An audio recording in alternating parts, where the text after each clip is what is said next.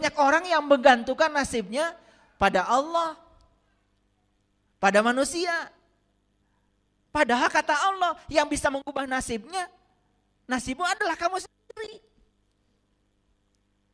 Allah memang jadi penentu, tetapi Allah cara menentukannya tergantung kepada dirimu sendiri. Semuanya harus dimulai dari dirimu. Paham sampai sini? Paham sekarang mengundi nasib? Oke, kalau begitu kita tafakur sebentar ya. Jadi selama hidup kita selama ini,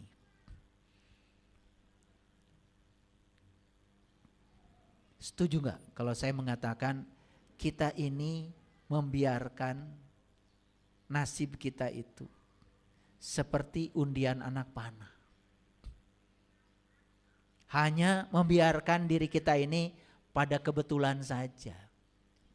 Kita tidak menciptakan nasib kita ini ya secara serius oleh diri kita sendiri. Setuju gak kalau begitu? Dan itulah yang telah mengakibatkan nasib kita seperti ini.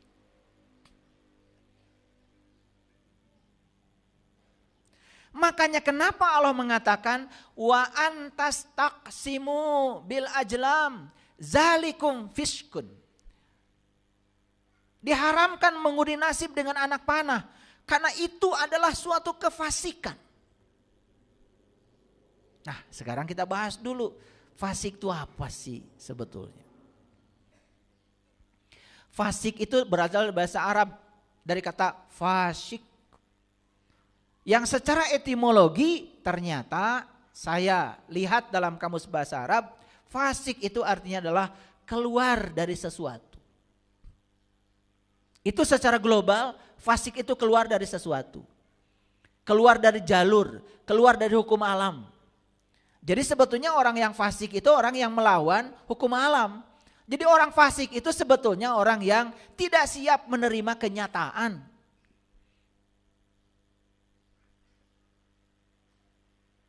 Nah, dalam tradisi Islam, pengertian fasik adalah seseorang yang meninggalkan ketaatan kepada Allah dan Rasul-Nya.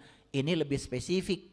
Kalau tadi kan fasik itu arti globalnya secara etimologi keluar dari sesuatu. Dalam tradisi Islam, fasik itu diartikan lebih spesifik, yaitu meninggalkan ketaatan kepada Allah dan Rasul. Bukankah Allah sudah ngasih Al-Quran? Bukan Allah sudah ngasih Al-Quran dan Rasul sudah meninggalkan sunnah.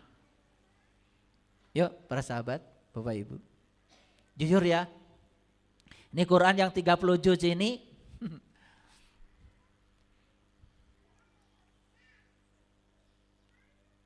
berapa persen sih kita tahu petunjuk yang ada di dalamnya?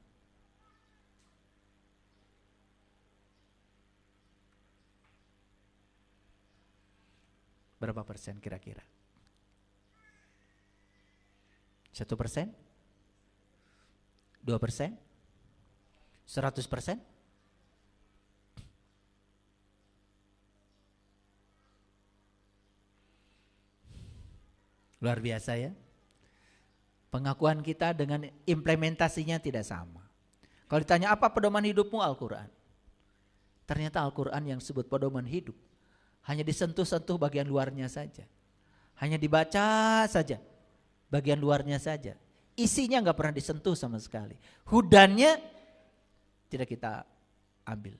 Padahal kalau kita baca yang tadi aja Al-Maidah ayat yang ketiga. Luar biasa. Coba ayat yang tadi sampaikan pada kita. Dan sesungguhnya mengundi nasib dengan anak panah itu haram. Dan itu adalah fasik. Tersentuh gak kita? Tersentuh gak kita? Selama ini nasib saya ternyata tidak sungguh-sungguh diukir, dipahat oleh saya. Selama ini nasib saya hanya dibiarkan begitu saja. Bahkan saya menggantungkan diri pada kebetulan. Bagaimana kita bisa memperoleh nasib yang kita inginkan? Itu judi. Berarti kita berjudi dengan nasib kita. membiarkan masa depan kita dalam ketidakpastian. Baik nasib urusan dunia maupun nasib urusan akhirat. Apalagi urusan akhirat. Mohon maaf Bapak Ibu. Allah mengatakan begini dalam Quran surat Al-Isra ayat 172. Barang siapa yang buta mata kolbunya di dunia ini, maka dia akan lebih buta lagi di akhirat. Dan jalannya lebih sesat. Itu Quran. Coba saya mau tanya. Tergetar gak hati kita sekarang? Barang siapa yang buta mata kolbunya di dunia ini, maka di akhirat akan lebih buta dan jalannya lebih sesat. Tergerak sekarang? Tergerak? Apa yang tergerak? Oh, kalau saya buta di sini, nanti di akhirat apa lagi? Wah, berarti nanti saya tersesat dong, saya gak bisa pulang ke Allah. Ada gak gitu sekarang? Ada? Kalau ada bagus. Lah kalau saya buta di dunia, berarti dalam kebutaan saya salah ya melihat. Karena kalau kelopak mata lahir saja salah, apa tertutup coba? Kita bisa salah kan? Kalau kelopak mata lahir aja punya saya ini ditutup, saya sekarang tidak tahu apa yang ada di tangan Bapak Ibu. Dan kalau saya bicara, oh di tangan Bapak ini X, di tangan Bapak ini Y, saya sedang menduga, saya sedang berpersepsi. Dan itu bukan yang sebenarnya. Waktu mata lahir saya ditutup, apalagi mata kolbu tertutup, salah persepsinya tambah banyak. Otomatis dalam hidup ini kok salah semua. Karena hanya menerka-nerka, bukan yang sebenarnya. Ada gak sekarang perasaan itu? Barang siapa yang mata kolbunya di dunia tertutup, maka di akhirat akan lebih tertutup lagi dan jalannya lebih sesat. Wah, kalau saya tersesat di akhirat, gimana ya? Kan belum ada aplikasinya. Betul nggak? Kalau tersesat di dunia sih sekarang udah ada aplikasinya. Betul nggak? Iya, susah-susah tinggal tanya Google. Ya, iya. Yang perempuan itu tuh di Google suka ngasih petunjuk tuh. 300 meter lagi belok kanan kan gitu. Betul nggak? Iya. 500 meter lagi Anda belok kiri. Pas mau belok juga dikasih tahu. Tetapi di akhirat belum ada Google Map-nya. Kalau kita buta di sana terus bagaimana? Ada nggak dalam diri kita sekarang perasaan, duh gimana ya kalau saya, mumpung saya masih ada di dunia, mumpung saya masih hidup, saya ingin membayar ketertutupan mata kolbu saya. Mata kolbu saya harus terbuka di dunia. Karena kalau kita terbuka di dunia, hadiahnya banyak. Pertama kita bisa ingat sama Allah banyak-banyak. Berdiri, duduk dan berbaring, ingat. Sholatnya jadi khusyuk, nikmat. Betul gak? Dampaknya banyak. Kita tidak akan salah persepsi, salah interpretasi, salah proyeksi. Sehingga kita bisa mendengarkan suara kebenaran. Dan suara kebenaran itu punya jangkauan yang sangat luas dibandingkan suara pikiran. Nah, jadi kalau begitu fasik itu meninggalkan ketaatan terhadap Allah dan Rasulnya. Coba saya mau tanya. Pernah dengar gak Bapak Ibu ada ayat yang mengatakan begini. Laqad kana lakum fi Rasulillah uswatun hasanah. Pernah dengar? Kapan? Kapan? Sekarang. Muludan.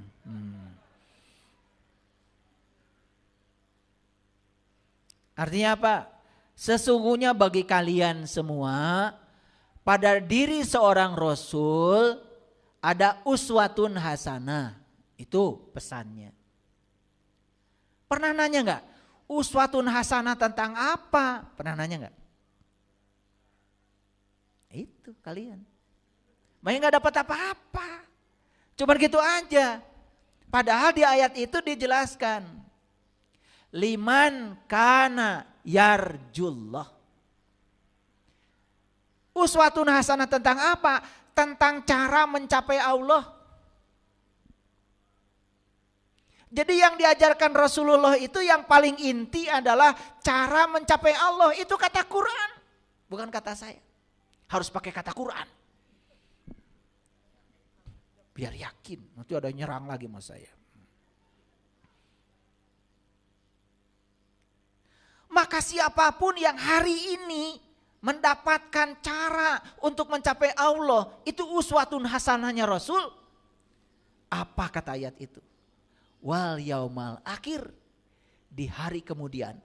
Hari kemudian itu bukan hari akhir. Hari kemudian itu besok, lusa, itu hari kemudian. Hari setelah hari ini. Wa zakarallaha katsira. Kamu akan ingat Allah banyak-banyak. Masuk akal enggak ayat itu? Coba kita rangkai lagi. Sesungguhnya bagi kalian semua, pada diri Rasul itu ada uswatun hasanah. Tentang apa? Tentang cara mencapai Allah. Kalau caranya kita hari ini sudah kita miliki, itu namanya syafaat. Syafaat itu bukan nanti, bukan dibariskan. Kalau hari ini kita mendapatkan uswatun hasanahnya, ilmu agungnya para Rasul tentang cara mencapai Allah, maka hari ini, setelah hari ini, besok lusa, gak ada yang kita ingat kecuali Allah. Kalau kita ingat Allah terus menerus, bukankah itu pertolongan Allah? Mau nyuri gak bisa, mau bohong gak bisa, mau nyakitin orang gak bisa. Itu namanya syafaat. Syafaat itu sekarang, di sini, nyata. Itu yang dikatakan oleh saya tadi. Orang fasik itu menurut tradisi Islam meninggalkan ketaatan pada Allah dan Rasulnya. Boro-boro taat sama Allah dan Rasulnya. Ngerti petunjuknya saja sampai hari ini gak tahu. Agama ngertinya cuma seperti orang melakukannya. Gitu-gitu saja. Orang marah ikut marah. Orang demo ikut demo. Betul gak? Iya. Orang bilang Allahu Akbar ikut Allahu Akbar. Kan begitu? Sambil nenteng TV orang, Allahu Akbar. Ngikut juga.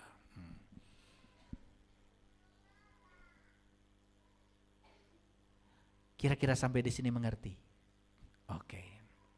Nah, menurut Kamus Besar Bahasa Indonesia, fasik itu artinya tidak peduli kepada Tuhan. Orang ini percaya kepada Tuhan, tetapi tidak peduli kepada Tuhan. Ada gak orang yang kalau ditanya, kau percaya sama Tuhan? Percaya. Tapi tidak peduli.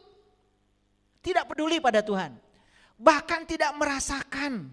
Kalau Tuhan itu bersama dia, tidak merasakan kehadirannya. Coba. Kalau baca ayat kursi. Allahu la ilaha illa huwal hayyul qayyum. La ta'khuduhu sinnatu wa la naum. Allah, tiada Tuhan selain dia yang senantiasa berdiri tegak, berdiri sendiri, tidak pernah tidur, gak pernah ngantuk. Coba pahami petunjuknya apa. Allah sudah ngasih info kepada kita. Dia tidak pernah meninggalkan kita, dia selalu menjaga kita, berdiri tegak dalam diri kita, menemani kita. Bahkan dia tidak pernah tidur, gak pernah ngantuk. Coba tanya ketika kalian tidur. Ketika kalian tidur, mata tidur. Telinga tidur. Mulut tidur. Tangan tidur. Kaki tidur. Ada yang tidak tidur. Walau sedetik pun gak ikut tidur. Apa itu? Oh, ternyata aku baru tahu. Ternyata nafas itu adalah bukti keberadaan dia dalam diriku. Oh, itu yang disebut dengan Al-Hayyu, Al-Qayyum. Oh, sekarang pantas kalau leluhur-leluhur kita mengajarkan, kalau kamu ingin tenang, coba tarik nafas. Karena tarik nafas itu berarti menyadari kehadirannya, menyadari dia bersamamu. Kenapa kamu takut? Kenapa kamu takut? Kenapa kamu khawatir? La takhaf wa la tahzan. Aku bersamamu. Aku bersamamu. Bersih. Malah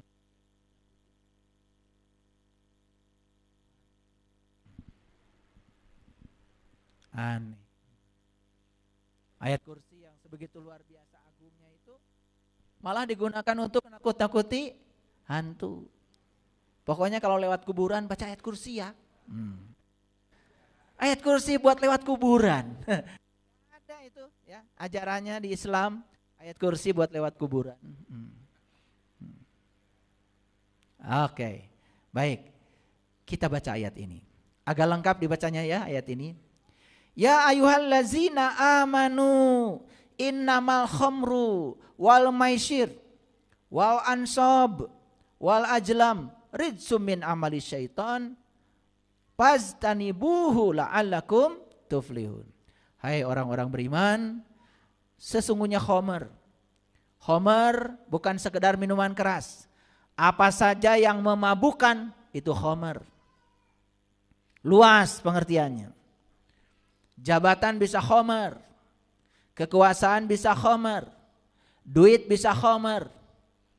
Apa saja yang memabukkan sehingga kamu mabuk kepayang dengan itu, khamr. Berjudi, membiarkan diri kita dalam ketidakpastian, membiarkan masa depan kita dalam ketidakpastian. Berjudi secara luas begitu. Berhala, apapun yang selain dia, yang kita percayai, bahkan kita menggantungkan diri kepada dia, berhala itu. Kemudian berikutnya, wal ajlam rijsum min amalis syaiton, mengundi nasib dengan anak panah, termasuk perbuatan setan. Jadi hadirin, membiarkan nasib kita tanpa diukir, tanpa dipahat oleh diri kita sendiri, itu adalah mengundi nasib dengan anak panah, dan menurut Quran itu adalah perbuatan setan. Cocok ya? Hari ini kita membahas kajian tentang menjadi perajin bagi diri sendiri. Siap jadi perajin? Siap jadi perajin? Sudah punya keterampilannya sekarang? Sudah diberi dari tadi, emang kemana aja? Gunakan pikirannya, perasaannya, ya. Gunakan kekuatan positif, gunakan cinta, ya. Sudah dikasih dari tadi kemana aja, bilang belum. Ini bahaya kalau makan di warteg ini. Udah makan tempe 10, ngakunya 1.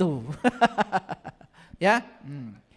Maka jauhilah perbuatan-perbuatan itu agar kamu termasuk orang-orang yang dapat keberuntungan. Jadi, ya, fokus kita hari ini adalah jangan lagi kita membiarkan nasib kita dalam ketidakpastian. Ukir nasib kita, percantik nasib kita, pahat nasib kita. Gunakan keterampilan yang Allah berikan kepada kita.